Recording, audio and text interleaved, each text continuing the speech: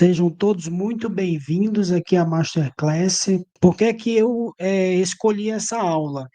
Porque a cetoacidose diabética é uma condição ali muito comum na prática de quem atua no pronto-socorro, né? Afinal, a gente tem 17 milhões de diabéticos e pelo menos 100 mil casos de cetoacidose diabética por ano nos pronto-socorros. E essa é uma condição que tradicionalmente é considerada difícil, pelos médicos que acabaram de se formar, pelos estudantes. Isso, em parte, é pela ideia: "Ah, eu preciso calcular as soluções, saber quando é que eu uso solução hipotônica, fisiológica, calcular o potássio, quando é que eu dou bicarbonato, como é que eu dou insulina". Então, envolve, às vezes, precisão, cálculo, avaliar a volemia, por isso é considerado tradicionalmente difícil, e não à toa é uma condição ali que a gente se depara com vários erros de condução ali no dia a dia. Mas que, na verdade, explicado ali de uma maneira didática e prática, eu acho que é o tipo de coisa simples para todo mundo aprender. E essa é uma condição que, apesar ali de a gente se deparar com casos gravíssimos de acidose, que para muitos seria considerado incompatível com a vida, se você conduzir o caso corretamente, é o tipo de situação que você resgata o paciente do abismo da morte em 24 a 48 horas. Então é uma doença que é grave, mas é muito gratificante de tratar, né. Poucas situações ali na emergência e na medicina intensiva você consegue resgatar o paciente tão rapidamente de uma condição grave. As outras demoram dias a semanas. Com a CAD não é assim, pode demorar ali 24, 48 horas para você ter um paciente que estava gravíssimo numa situação bem estável. Então, essa aula de hoje eu tentei fazer um passo a passo prático, profundo, didático, voltado ali para a prática real, mas sem perder a profundidade que quem acompanha a gente ali nas redes sabe que caracteriza a maneira do Teleemergência ensinar emergência, né? Com foco ali na prática, na didática, mas com profundidade para que o indivíduo realmente aprenda, né, e consiga usar aquele conhecimento ali no seu dia a dia. Então sejam muito bem-vindos a essa masterclass, né, CAD na prática, e nós vamos abrir assim com o pé direito, com o pé no chão, com o caso atendido por você. Isso mesmo, por você, uma madrugada ácida.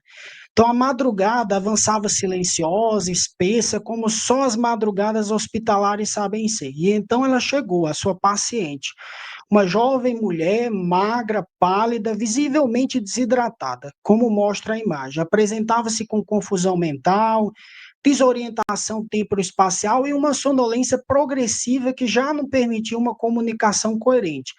Ela estava taquipneica, mas curiosamente não usava músculos acessórios, nem tinha aquela teatralidade clássica que nós vamos falar da respiração de Kussmaul.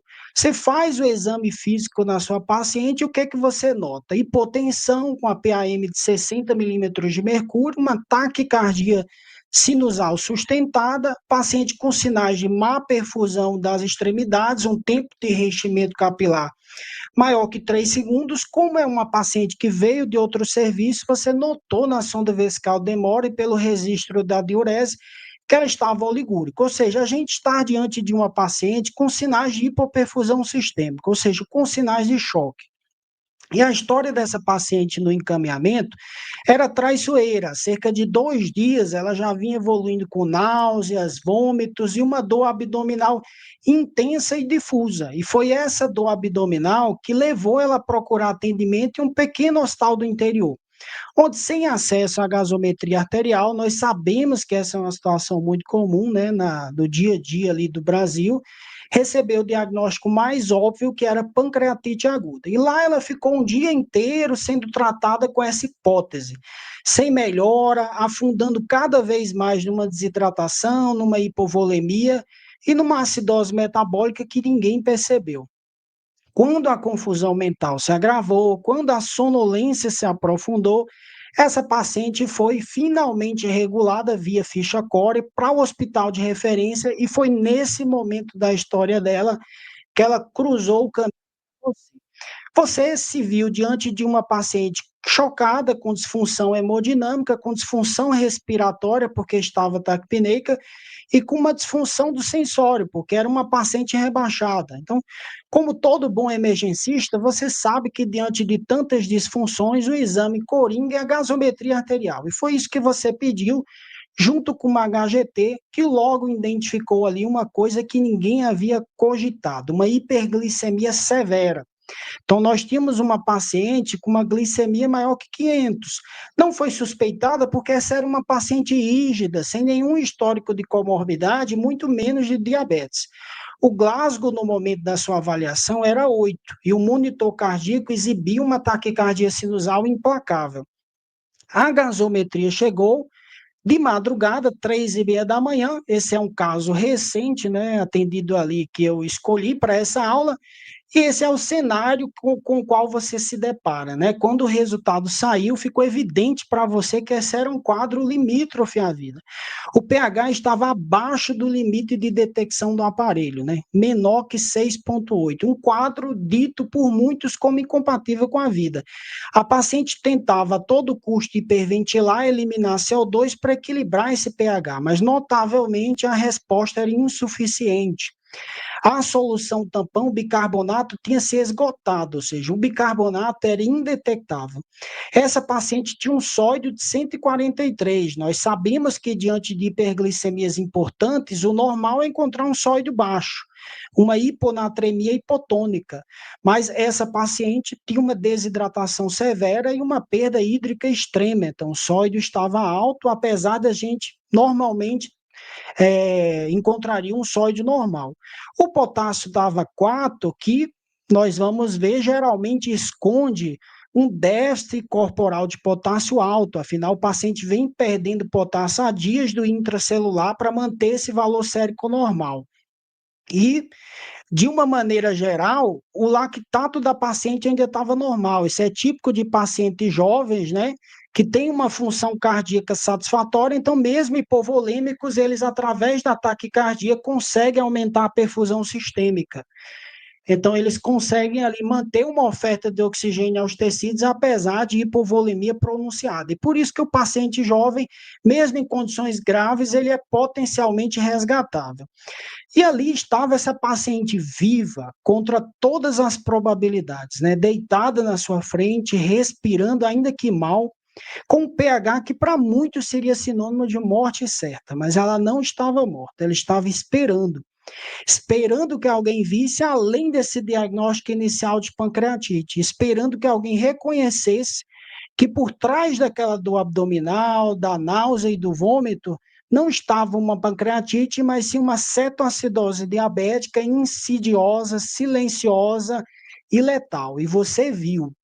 Você viu não por sorte, assim como outro não, deixou de ver, não por azar. Você viu porque você tinha um conhecimento de como dar esse diagnóstico e você tratou adequadamente porque você tinha um conhecimento de como tratar e resgatar essa paciente desse quadro que pode levar à morte numa situação tão dramática. E que já levou à mortalidade numa época que a gente não tinha insulina. Então, nós vamos começar explicando, né, quais são as faces da descompensação aguda do diabetes. Então, numa hiperglicemia aguda severa, o paciente pode estar diante de dois diagnósticos. Ou nós estamos diante de uma cetoacidose diabética, ou de um estado hiperosmolar hiperglicêmico, ou de uma hiperglicemia comum, né, que eu vou corrigir apenas ali com insulina subcutânea. Mas numa descompensação aguda severa, ou estamos diante de CAD ou de um estado hiperosmolar hiperglicêmico. Então, quais são os critérios diagnósticos que definem CAD? Como é que eu digo que um paciente tem CAD? Então, um dos critérios é a glicemia maior que 250, mas vamos ver que esse critério não é absoluto. Como o próprio nome já diz, cetoacidose, é necessário que haja acidose, então eu preciso ter um pH arterial menor que 7,3, como o próprio nome fala, ceto, de corpos cetônicos. Então, eu preciso ter corpos cetônicos circulantes, produzidos a partir de ácidos graxos e que levam a uma acidose metabólica grave. Então, eu detecto corpos cetônicos no sangue através da dosagem de corpos cetônicos, mas, como vamos ver adiante, nós também podemos utilizar a urina com essa finalidade. E o estado hiperosmolar hiperglicêmico é definido por glicemias altíssimas, maiores que 600. Por definição, não tem acidose, então o pH arterial é maior que 7,3 e, como o próprio nome fala, existe hiperosmolaridade. Então, ao calcular a osmolaridade efetiva, vou ensinar a vocês como fazê-lo, você vai perceber que é maior que 320. Então, esse paciente tem uma desidratação severa que leva a esse aumento da osmolaridade sérica. Nós vivemos num país com 17 milhões de diabéticos e 4 a 9% desses pacientes que internam por cetoacidose diabética. Então, veja que você pode esperar cruzar com um caso desse no seu plantão muito frequentemente, várias vezes ao mês, se você trabalha num serviço com fluxo relevante. Então, é o tipo de condição que todo médico que trabalha em pronto-socorro tem que dominar o diagnóstico e a condição desses casos. Já o estado hiperosmolar é menos frequente, né? Representa ali menos de 1% das internações por diabetes. Veja que, apesar da cetoacidose estar relacionada a gravíssimos de acidose, a taxa de mortalidade é inferior a 3%, né? Então, o avanço no tratamento levou à queda importante da taxa de mortalidade.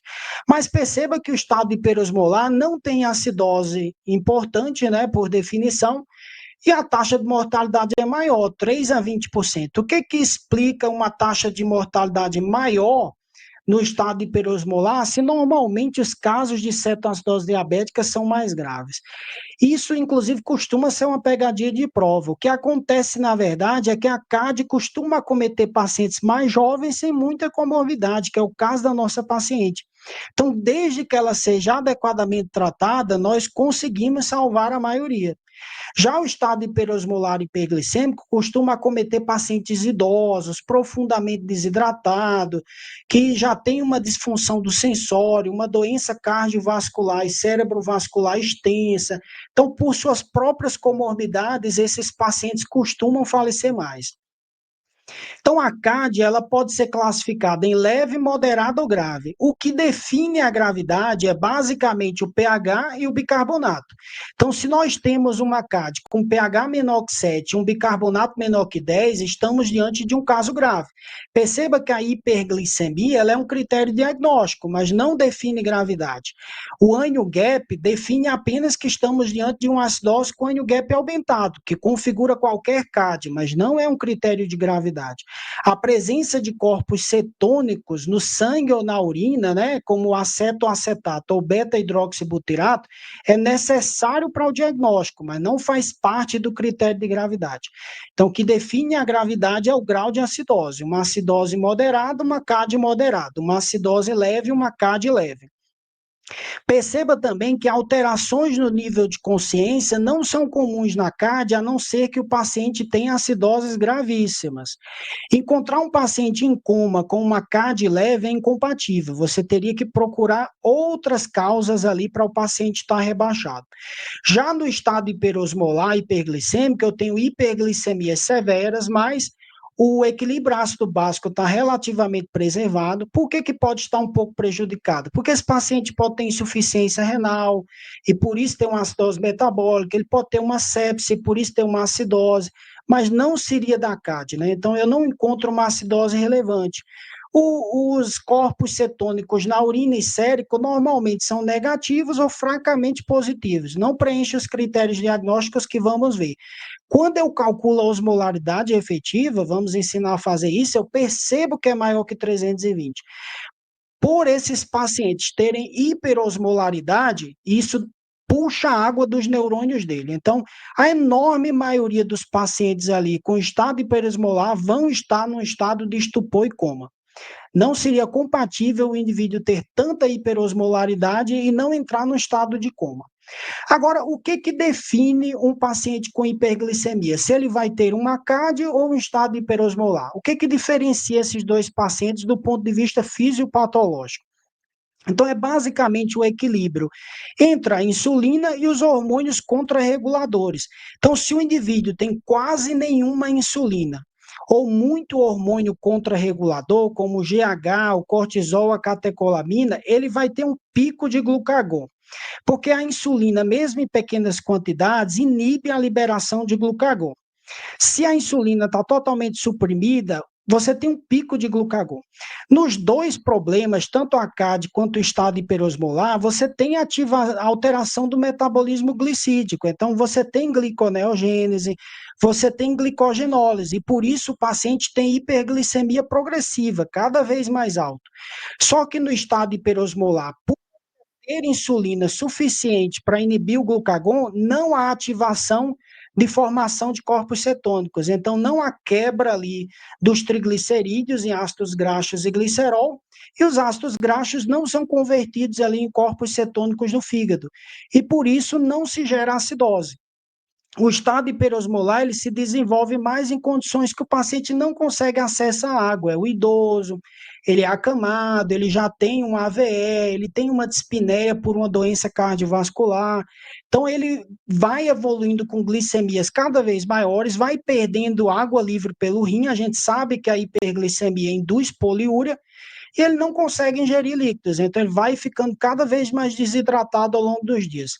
Já o paciente com CAD tem o pico de glucagon, isso vai quebrar os triglicerídeos em ácidos graxos e glicerol.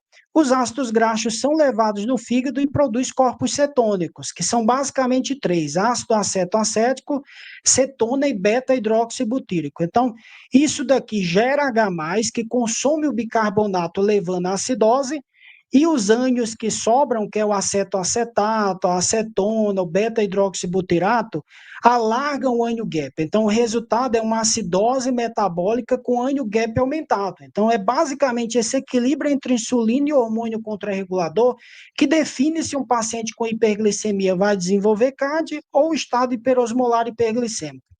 Aqui nós vamos ter uma ideia de como é que é o compartimento intracelular dos pacientes e o compartimento extracelular. Então, a gente sabe que o principal eletrólito do intracelular é o potássio, do extracelular é o sódio. Numa situação de hiperglicemia aguda, você tem muita glicose aqui no espaço extracelular. O resultado é que ele puxa a água do intracelular, essa glicose, por efeito osmótico. Então, 2/3 da água está no intracelular do corpo. Então, isso vai diluir o sódio sérico e, geralmente, numa hiperglicemia, o paciente tem hiponatremia. Mas lembre que esse paciente também está com glicosúria elevada aqui pelo rim. Isso puxa a água e faz ele perder água livre pelo rim, em grande proporção. E, normalmente, esse paciente tem insulinopenia. Então, o que é que acontece? O déficit de insulina faz potássio sair da célula. E ele tem acidose. A gente sabe que a acidose tira potássio de dentro da célula porque o H+ entra para ser tamponado e o potássio sai em troca. Então, o potássio está saindo em alta quantidade da célula e está sendo perdido pelo rim, junto com água e sódio. Então, mesmo que o valor sérico esteja normal, geralmente esse paciente tem uma importante deficiência do intracelular. Então, esse paciente perde água livre, perde potássio, perde sódio, ele tem acidose e insulinopenia. É por isso que geralmente a gente repõe potássio, mesmo que o valor sérico seja normal. E por isso que ninguém usa solução hipertônica de sódio na CAD, porque geralmente esses pacientes, na verdade, têm um déficit de sódio. Não é preciso dar sódio, é preciso corrigir a hipovolemia dele, que o valor de sódio geralmente vai se equilibrar. Mas o que que precipita? O que é que faz um paciente diabético ali, de repente, evoluir com uma dessas complicações, né? Então, nós sabemos que a principal causa é a infecção. Então, assim, 1/3 a metade dos casos, tanto na CAD como no estado hiperosmolar, a causa é infecção. Qual infecção? As de sempre, pessoal. Uma pneumonia, uma infecção do trato urinário, uma sepse de foco indeterminado, uma infecção cutânea, uma gastroenterite importante. Então, via de regra, a gente sempre tem que acender um alerta para pesquisar essas causas aqui infecciosas. Outra causa bastante comum é simplesmente um paciente mal aderente ou que descontinuou o tratamento, muitas vezes por uma causa psiquiátrica.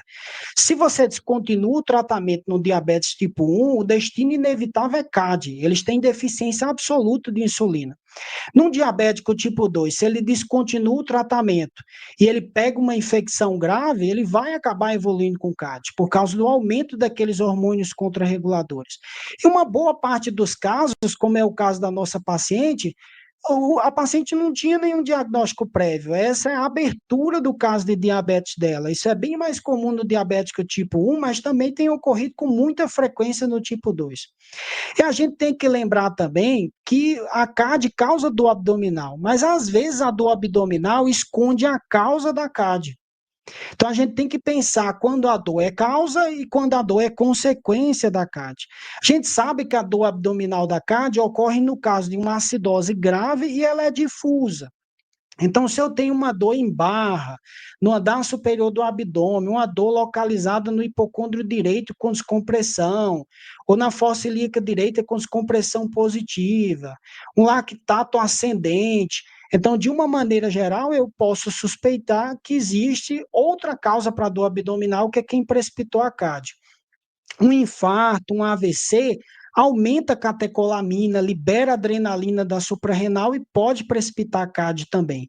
Igualmente, um tromboembolismo pulmonar ou medicações hiperglicemiantes, como beta-bloqueador, corticoide, catecolamina.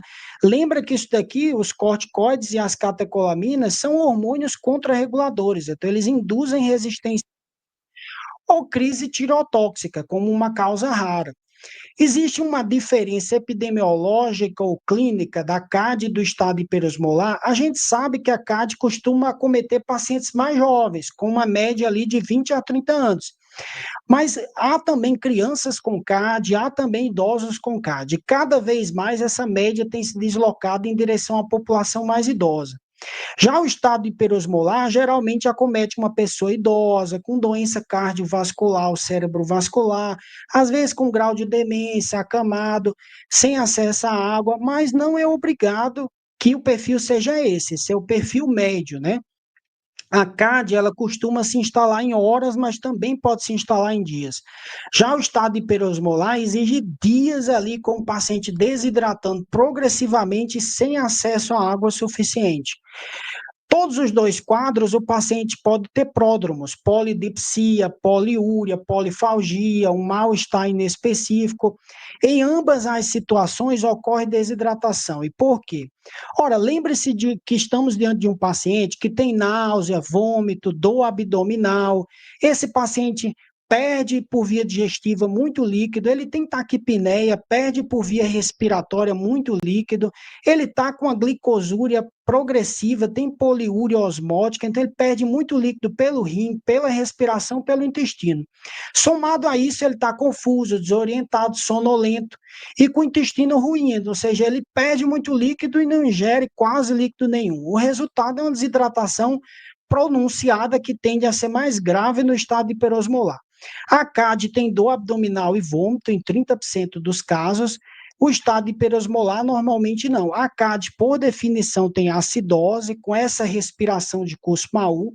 A respiração de Kussmaul nada mais é do que o recrutamento de músculos expiratórios para tentar expulsar o máximo de CO2 do corpo do paciente, né?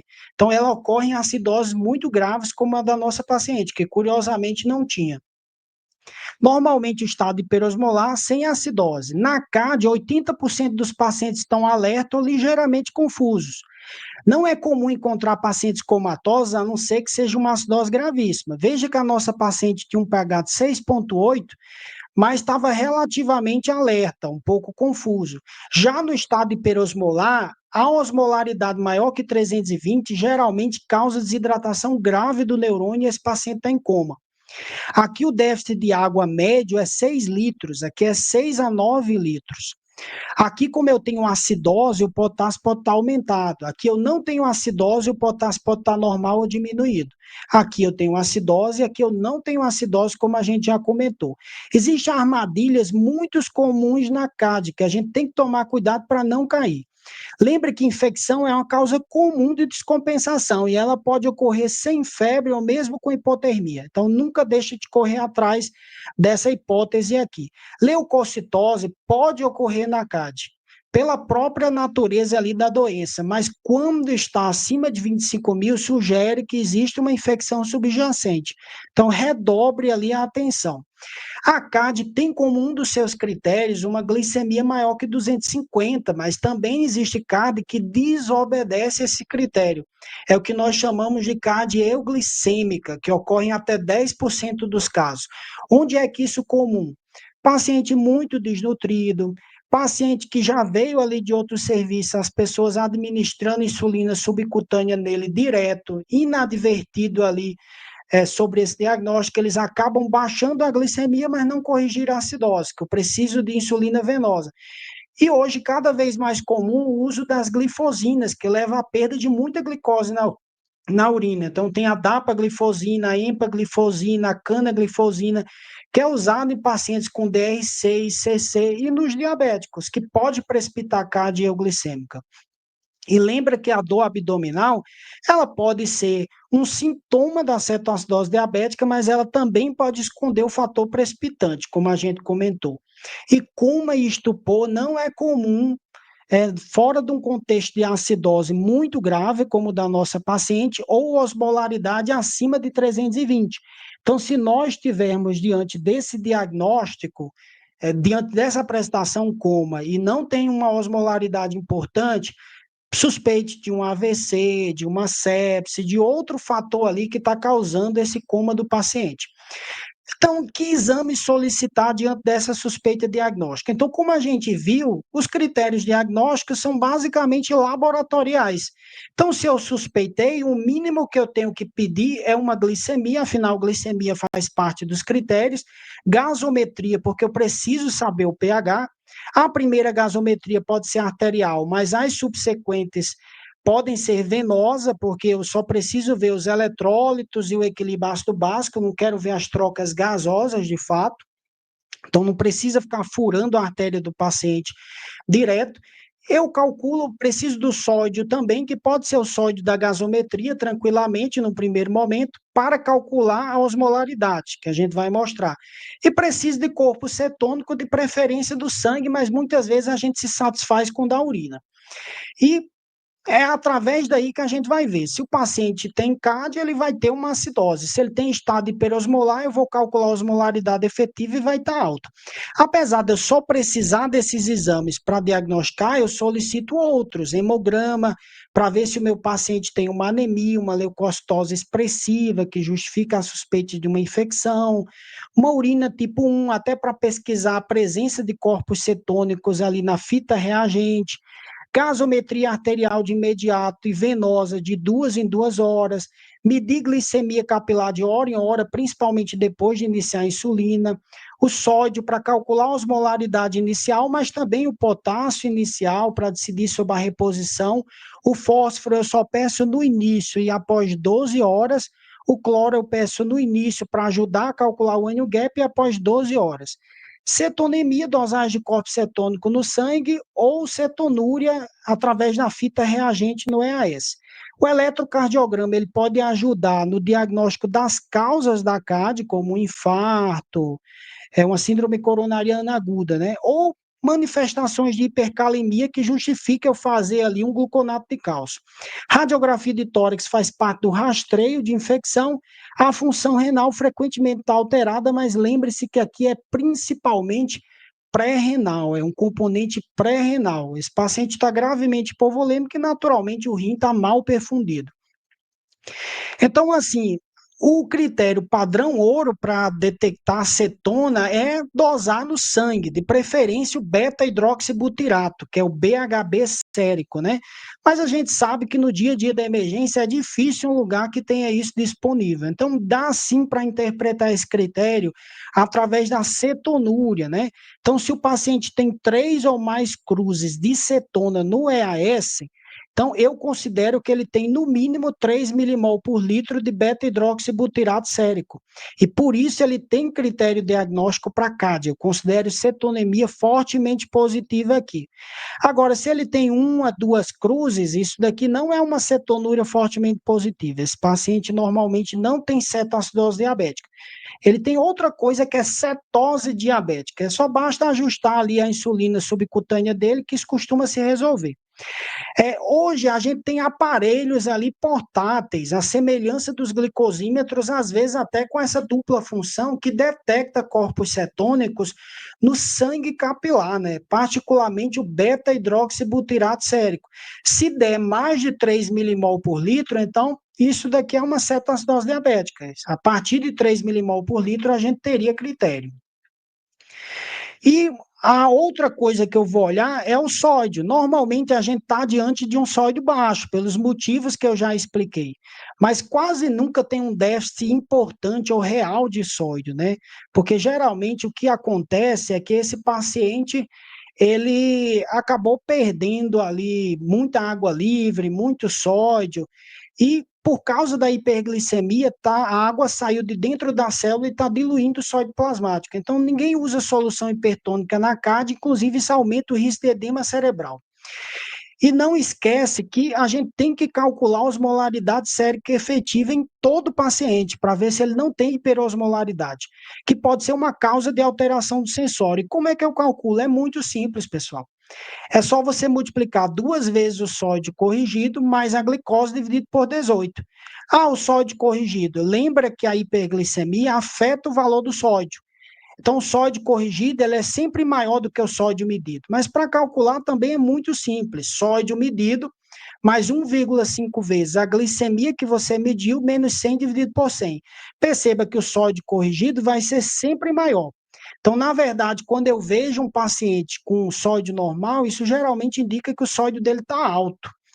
E quando eu vejo um paciente com sódio baixo, geralmente indica que o sódio é normal, né? Então, por isso que a gente não esquenta muito em corrigir sódio. Mas uma vez que a gente dominou o diagnóstico, vamos falar agora do tratamento. Então, a cetoacidose diabética era uma doença invariavelmente letal ali por volta de 1920, quando não existia insulina. Até que a Lilly, né, a mesma empresa que hoje faz o Monjaro ali para emagrecimento, através de extratos de pâncreas bovino e suíno, isolou a insulina, né, e aplicou pela primeira vez em um paciente, e foi aí que pacientes terminais, paliativos, passaram a ser pacientes que hoje a gente trata tranquilamente, só tendo domínio técnico. E é isso que a gente vai aprender. A gente passou de uma doença com letalidade de 100% para letalidade menor que 3% se eu tratar adequadamente. E o tratamento da cetoacidose diabética, ele é baseado nesse acrônimo aqui, a coisa mais simples, VIP-P-BIC. Então, V de volume. Então, tem uma fase de expansão volêmica do paciente que chegou gravemente hipovolêmico. Existe uma fase 2, que é da hidratação de manutenção, que vamos aprender. Existe a insulina, que eu vou iniciar oportunamente. Lembre que a CAD é basicamente um déficit de insulina, então o tratamento é insulina, mas eu inicio apenas quando seguro. Existe o potássio, que eu tenho que estar atento e repor ele oportunamente para não causar uma hipocalemia severa e aumentar o risco de morte do meu paciente. A gente está falando de um paciente que tem um bom prognóstico, então eu não posso errar aqui. O Pzão, apesar desse destaque aqui, é apenas gráfico, ele é fósforo, então a gente indica apenas ali em casos de exceção, quando é muito baixo, menor que 1 miligrama por decilitro, ou quando o paciente tem disfunção cardíaca, arritmia, uma fraqueza muscular, uma insuficiência respiratória, uma rabdomiólise ou uma anemia. A gente vai falar disso oportunamente. E o PIC é apenas medida de exceção. Apesar de estarmos diante de acidoses gravíssimas, a gente só dá bicarbonato ali quando o pH é menor ou igual a 6,9. E não é nem em todo caso, porque via de regra não há benefício na maior parte dos casos. Então vamos começar pelo V, que é de volume, hidratação venosa. E vamos começar falando da fase 1, que é a expansão volêmica isotônica. Por que isotônica, pessoal? Porque aqui você não vai olhar o sódio do paciente. Independente de qual seja o sódio dele, você sempre vai usar um cristalóide isotônico, porque aqui o seu objetivo é repor a volemia. Então, lembra que o nosso paciente está mal perfundido, oligúrico, tempo de enchimento capilar lá em cima, taquicárdico, hipotenso, então eu tenho que expandir a volemia dele até restaurar a perfusão tecidual.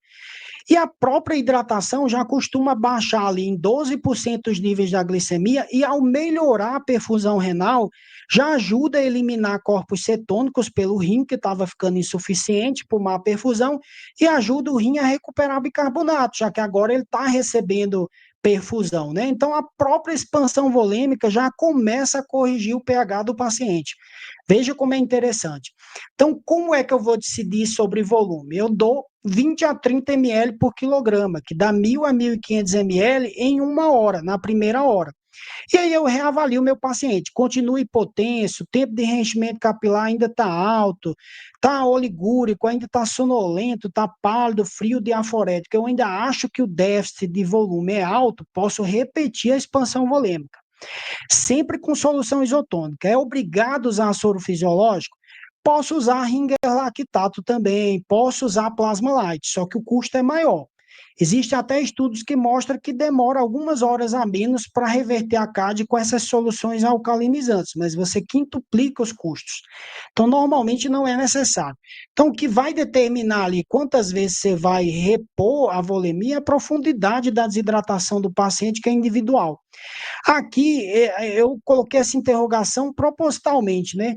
A gente sabe ali que numa medicina acurada, se eu quero dar volume para um paciente e eu estou em dúvida, eu vou ali, faço uma avaliação da cava, faço ultrassom pulmonar, fico avaliando se há sinais de que ele vai aumentar a perfusão com volume. É que isso não faz sentido. A gente está falando de pacientes que, por definição, já tem uma alta probabilidade de hipovolemia, por tudo que a gente falou. E são pacientes jovens. Então, se por acaso eu encontrar ali uma cava intermediária, isso não vai me convencer de que esse paciente não é fluido responsivo. Então a gente pensa mais em fluido tolerância, que é ele vai tolerar volume se eu fizer, ou ele vai ter alguma anormalidade grave. Como a gente está falando de um paciente que não tem doença cardíaca extensa, que é um jovem com CAD, eles são fluido tolerantes. Então a gente vai expandindo e avaliando a perfusão gradativamente. Não faz sentido ficar se questionando muito sobre fluido tolerância, a não ser em casos muito específicos. A fase número 2 de volume faz referência à hidratação de manutenção. Então, nessa fase aqui, eu tenho que olhar o sódio corrigido. Ensinei a vocês como calcular, então você vem aqui. Se o sódio corrigido é menor que 135 mEq por litro, então nesse caso, você costuma achar que o sódio corporal total está normal, porque seria normal encontrar um sódio baixo com a glicose tão alta, é o efeito dilucional. Então eu uso solução fisiológica a 0,9% na manutenção. E aí eu deixo 4 ml quilo-hora, que na maioria dos pacientes vai dar algo entre 250 a 500 ml hora, numa bomba de infusão contínua. E aí eu mantenho essa hidratação de manutenção. Se o sódio corrigido ele é maior que 135, então eu considero que esse paciente, na verdade, deve ter um déficit de água livre importante, então eu dou salina hipotônica, 0,45%, na mesma velocidade, 250 a 500 ml hora.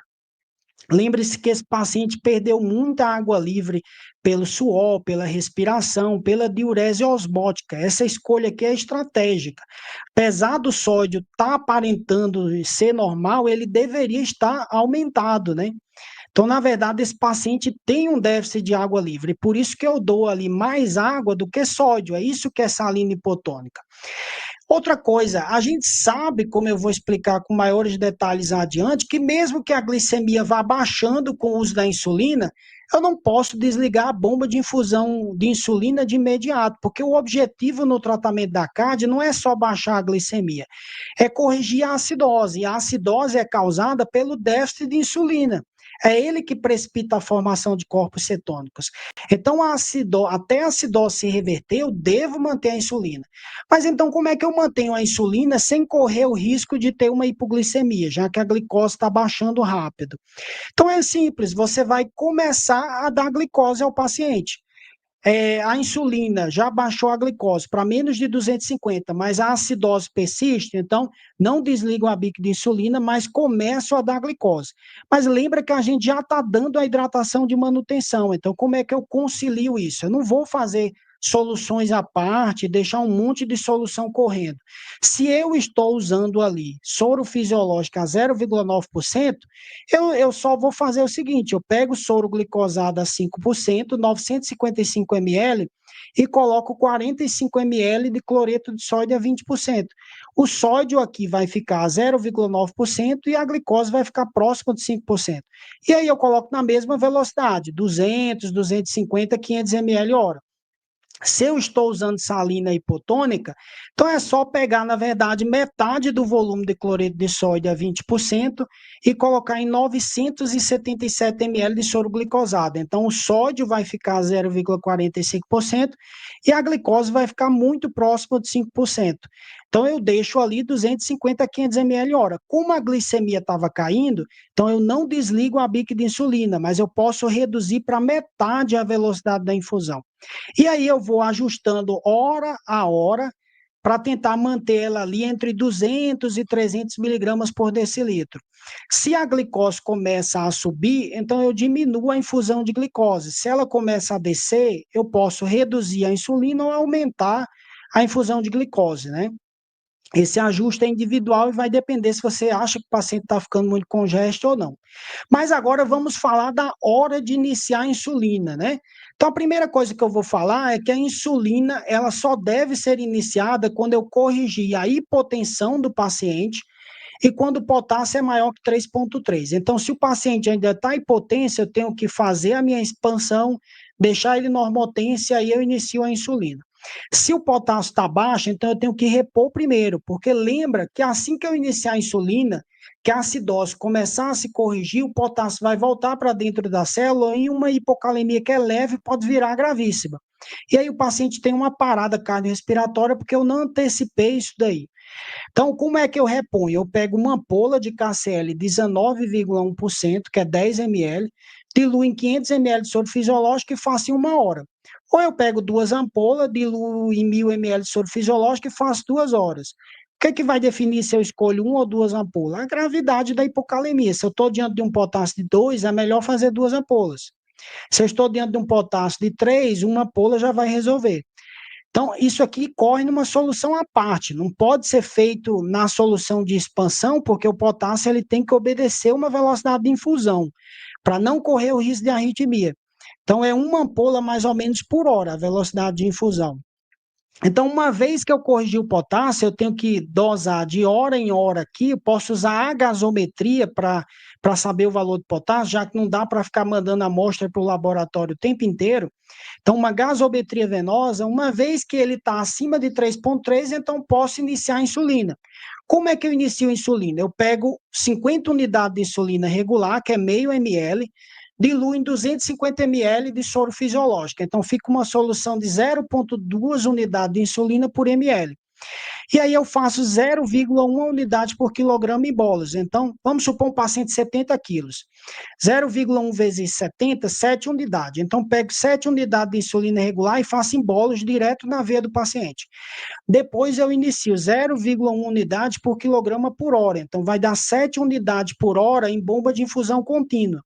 É só fazer uma regra de 3. Se aqui tem 0,2 unidades em 1 ml, vai dar 35 ml hora na bica. E aí o que é que eu faço? Eu vou monitorando a glicemia de hora em hora. Meu objetivo é que ela vá caindo nesse ritmo, 50 a 70 miligramas por decilitro por hora. Se ela cair menos, então eu vou dobrar a velocidade da... Perdão. Se ela cair menos, eu dobro a velocidade da infusão da bica de insulina. Se ela cair mais, eu reduzo pela metade. Eu vou fazendo um ajuste de acordo com essa resposta aqui. Alguém pode me dizer, mas não tem bomba de infusão contínua no meu serviço, então eu não consigo fazer insulina. Consegue sim, nem sempre existiu bomba de infusão contínua na humanidade, né? Então dá para fazer um esquema intramuscular. Então, eu calculo 0,4 unidades por quilograma, no nosso paciente de 70 quilos é 28 unidades. E aí eu faço 14 unidades, que é metade da dose em bolos endovenoso, e 14 unidades, que é metade da dose em hêmio subcutâneo. E aí eu monitoro a glicemia de hora em hora e faço 0,1 unidade por quilograma a cada hora. Então, eu vou dando 7 unidades em hêmio subcutâneo a cada hora, com o mesmo objetivo, que é cair 50 a 70 miligramas por decilitro por hora. Caiu menos, eu dou mais insulina, o dobro. Caiu mais, eu reduzo a insulina pela metade. Tá. E quando é que eu desligo a bomba de infusão contínua de insulina? Então, aqui eu tenho uma médica residente que pergunta, doutora Sandra, eu desliguei a bique de insulina do paciente com CAD, porque a glicemia chegou a 200, achei que já estava na faixa. Então, a doutora Sandra, mais experiente, perguntou: sim, mas como está o pH? E o ânion gap? E o bicarbonato? A gente não olha só a glicemia para suspender a bomba de insulina, porque o nosso objetivo aqui é reverter a cetoacidose. A cetoacidose é causada por déficit de insulina. A insulina é a medicação central nisso. Então, eu só desligo a bique de insulina se eu atingir pelo menos dois desses três critérios: um pH maior que 7,3, um BIC maior que 15, um ânion gap menor que 12. Quando a acidose está se resolvendo, isso significa que não há mais produção de corpos cetônicos ativos e não há corpos cetônicos circulantes numa quantidade significativa. Por isso que a acidose se resolveu. E só aí eu posso desligar a bic de insulina. Mas eu desligo de imediato? Não. Uma vez que eu atingir esses critérios, o primeiro passo eu vou liberar a primeira refeição da nossa paciente, que estava em dieta zero, seja por via oral, seja por via enteral. Segundo passo, eu vou administrar 0,1 unidade por quilograma de insulina regular subcutânea. Só depois de 1 hora eu desligo a bica de insulina. Eu quero evitar buraco insulínico. O que é isso?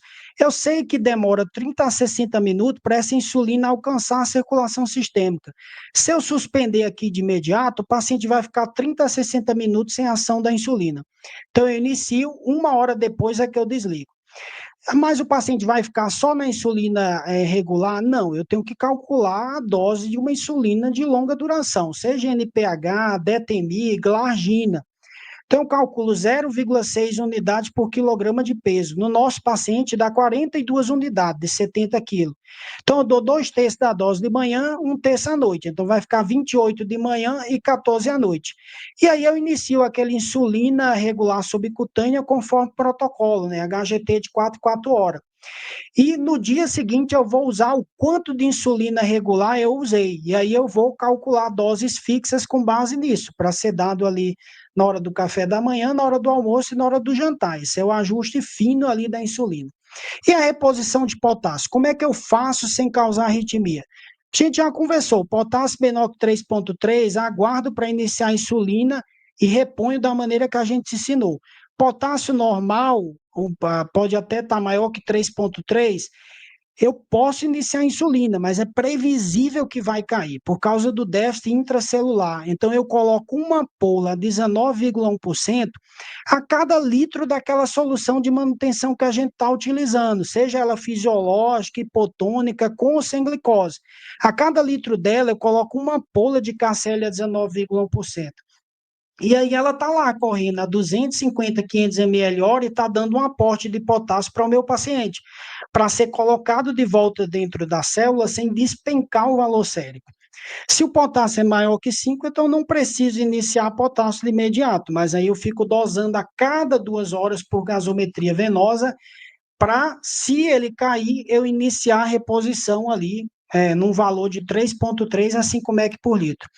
E o bicarbonato? Então, apesar da gente estar falando de acidoses gravíssimas, e às vezes o primeiro impulso da maioria é vou dar um bicarbonato, várias meta-análises, ensaios clínicos randomizados demonstraram que não há benefício do uso do bicarbonato na CAD, porque não há um déficit real de bicarbonato, ele só está sendo ocupado ali pelo H+ dos corpos cetônicos. Quando eles saírem ali na urina, quando a insulina agir e eles desaparecerem, o paciente vai ter, inclusive, uma alcalose metabólica de rebote. Então, na maioria das vezes, ele não traz benefício e pode trazer efeito colateral, um sódio alto. Lembra que não é só o bicarbonato que está 8,4%, o sódio também. Então, é uma solução altamente rica em sódio. Pode derrubar o seu potássio ali, precipitar uma arritmia, porque ele corrige abruptamente a acidose num paciente que tem um déficit de potássio importante, pode causar alcalose metabólica de rebote, derrubar o cálcio, pode causar acidose licórica paradoxal. Então, quando é que eu dou bicarbonato? Então, a literatura já se tornou mais ou menos consensual e indicar apenas quando o pH é abaixo de 6,9. Então, no caso da nossa paciente, teria indicação, mas é para ser dado com cautela e numa dose fixa, não precisa calcular, vai ser 100 mEq, que é 100 ml do bicarbonato a 8,4%. Como a gente está falando de um paciente que tem um déficit de água importante, é bom evitar dar uma solução tão hipertônica. Então, o que é que a gente faz? A gente mistura com água livre. 400 ml de água destilada é EV e não administra rápido, é em 1 a 2 horas, justamente para não despencar o potássio sérico e não causar uma alteração abrupta do pH plasmático, o que pode ser deletério. E a reposição de fósforo na cetoacidose diabética, quando ela é realmente necessário? Então, via de regra, a gente só repõe quando o valor é muito baixo, menor que 1 miligrama por decilitro, ou quando está entre 1 e 2 miligramas por decilitro, mas o paciente tem uma disfunção cardíaca grave, arritmia, a gente sabe que a hipofosfatemia pode piorar, tem uma fraqueza muscular, inclusive da musculatura respiratória, o fósforo baixo pode piorar, uma rabdomiólise e anemia significativa que o fósforo baixo pode induzir hemólise, lesão da fibra muscular. E como é que eu reponho? Então, nós temos ampolas de fosfato ácido de potássio, que tem 20 mEq de fósforo e 20 mEq de potássio. Então, eu reponho simplesmente tirando aquelas ampolas de KCl, que eu deixei lá na manutenção, e em vez de usar o cloreto de potássio, eu vou usar fosfato de potássio, porque eu reponho fósforo e potássio ao mesmo tempo, né? Eu mato 2 coelhos ali com uma cajadada só. Então, eu coloco 10 ml, que é uma ampola dessa, em cada litro ali daquela solução de manutenção, do jeito que eu estava fazendo com o potássio. E aí eu deixo lá na velocidade padrão dela, 250 a 500 ml hora. Aqui eu já estou repondo fósforo e já estou repondo potássio. Então, ao se deparar com o caso da nossa paciente que você atendeu, sabendo de tudo isso, sua decisão foi racional. Você iniciou expansão volêmica imediata para devolver o volume que perdeu. Se você iniciou reposição de eletrólitos antevendo as quedas iminentes. Você iniciou bicarbonato venoso porque você sabia que diante de um pH menor que 6,9 era justificado. E oportunamente, como ela tinha um potássio normal, você iniciou insulinoterapia porque já era seguro, já que esse era o processo que iria desmantelar lentamente o caos metabólico. E litro após litro de expansão volêmica, a sua paciente foi respondendo e a vida que havia sido, estava sendo tomada, né, foi sendo restaurada. Então, o Glasgow foi de 8 para 10, a paciente começou a se mexer ocasionalmente no leito. Em 1 hora, ela começou a contactuar, ainda que de forma confusa, mas viva, presente e resgatada. Então, perceba que a nossa paciente chegou com um Glasgow de 8, e muitos diriam, Glasgow de 8, indicação absoluta de intubação. Mas esse era um caso real. A paciente ficou em decúbito elevado, eu percebi que ela tossia, percebi que ela deglutia, ela tinha proteção de via aérea. Sabia que grande parte da causa ali do rebaixamento eu conseguiria reverter em 1 hora, expandindo a paciente, normalizando a perfusão, inclusive no cérebro, baixando, subindo um pouco do pH, né?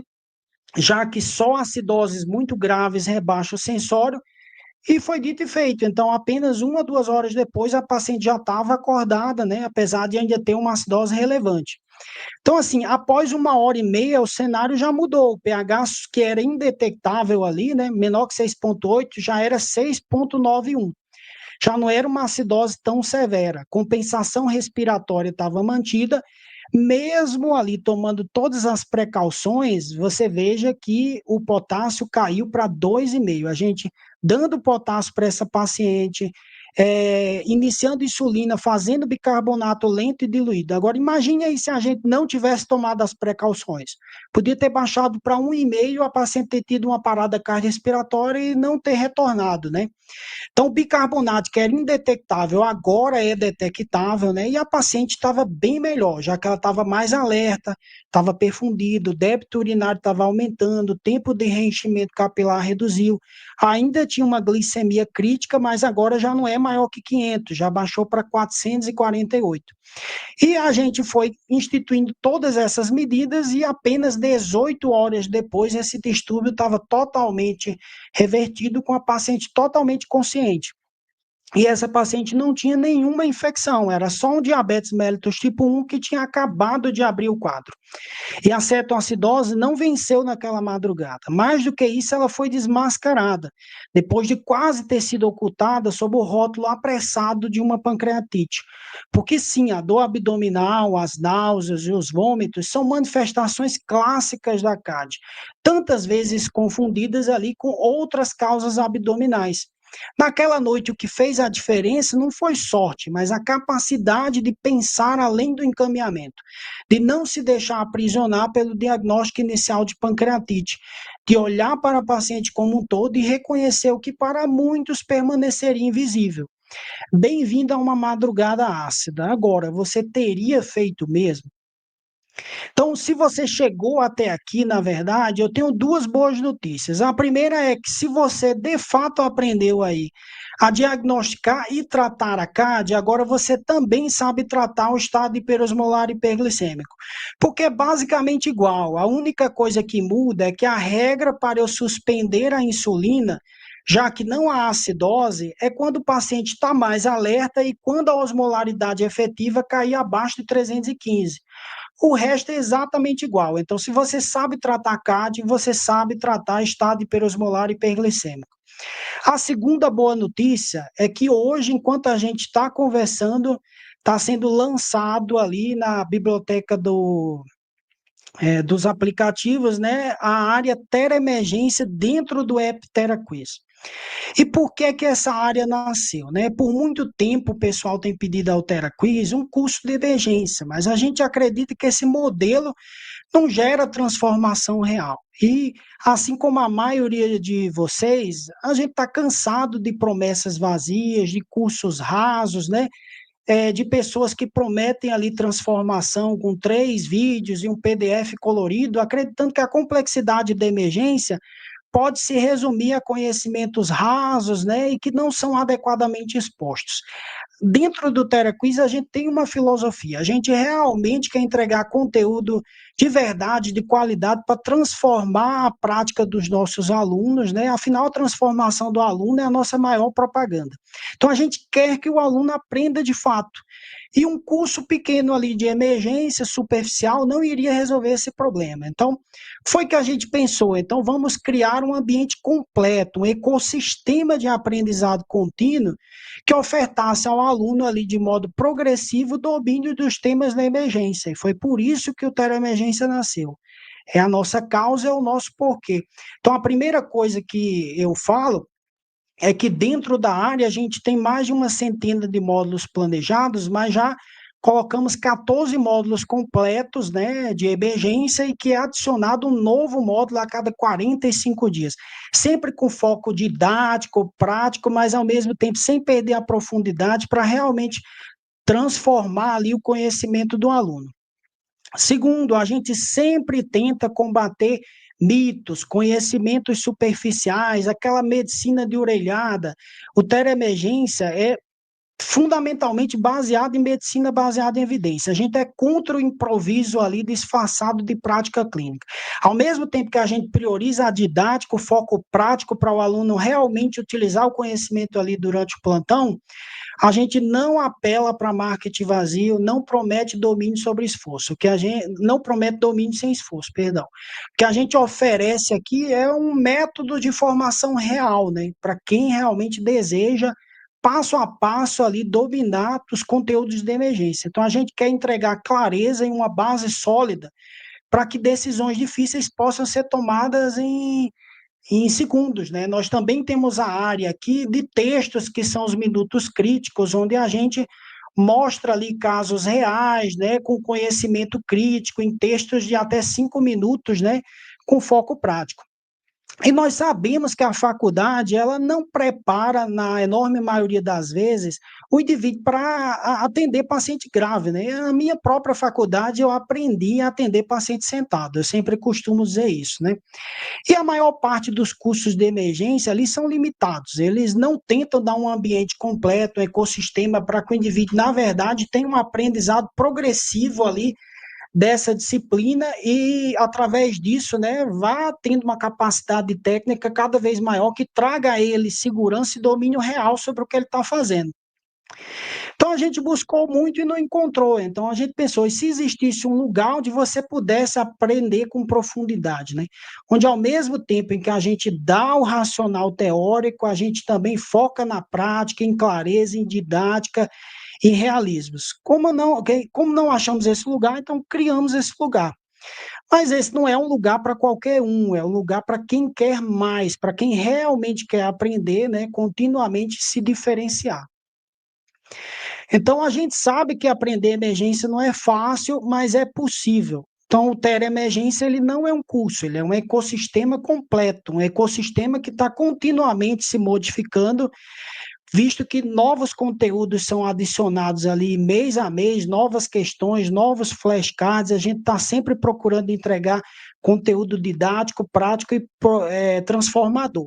Então, no momento, a gente tem centenas de questões já comentadas, né, que não só entregam o gabarito, mas discutem o porquê daquele gabarito, são todas questões originais, faz uma revisão narrativa sobre o tema. Temos centenas de flashcards evoluindo para milhares, que funcionam ali como uma revisão ativa real dos conteúdos que o indivíduo aprende em vídeo. Temos textos práticos que resumem os principais artigos da emergência, que trazem conhecimentos práticos ali no dia a dia. Temos dezenas de calculadoras para calcular drogas vasoativas, ensinar como calcula, sedativos, scores, doses de intubação. Nós temos o clube do caso, onde a gente discute progressivamente fichas vermelhas, laranjas, amarelas, verdes, e tentamos reunir todas as diretrizes e artigos num só lugar, para que o indivíduo não tenha que ficar procurando o que há de melhor em medicina baseada em evidência em relação a esse tema, né? Então, a gente não quis criar um ambiente mágico que não entregasse realmente para o indivíduo o que ele de fato precisa, né, para aprender continuamente a emergência.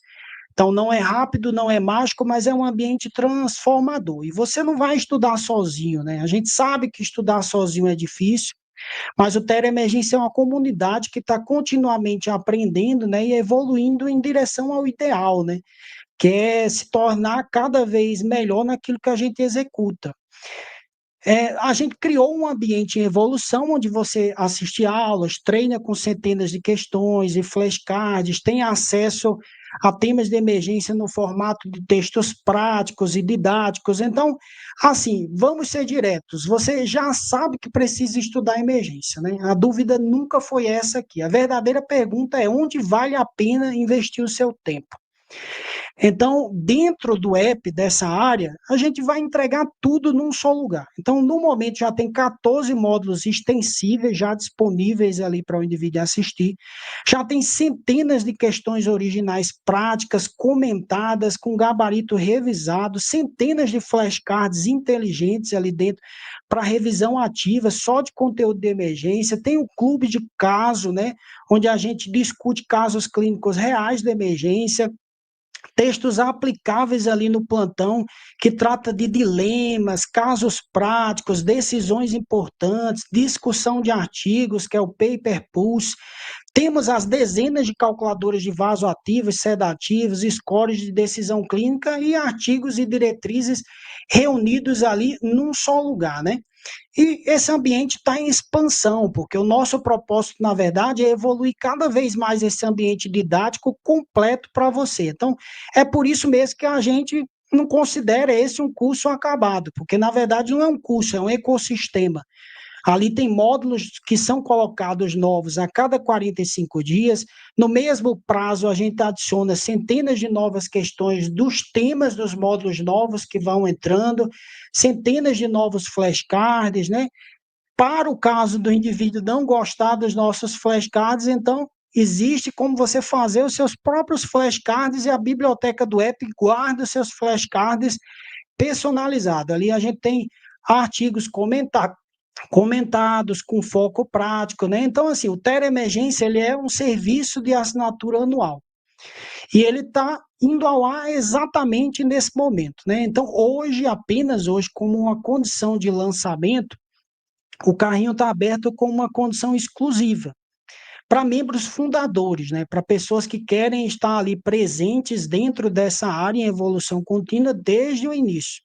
E ao entrar como membro fundador hoje, o indivíduo já ganha acesso imediato a todos os módulos atualmente disponíveis e todas as funcionalidades atuais. E também a todos os novos módulos dentro da anuidade, né, que vão ser lançados ali a cada 45 dias, ou seja, todo o conteúdo adicionado. Então, assim, o que acontece ali nos seus plantões ou na sua capacitação profissional não depende só de sorte. Assim como não dependeu só de sorte, identificar que essa paciente tinha uma cetoacidose diabética e corrigir isso. Tudo depende da nossa formação, né, da sua formação. E a verdade é que esse é um caminho individual, ninguém pode trilhar por você.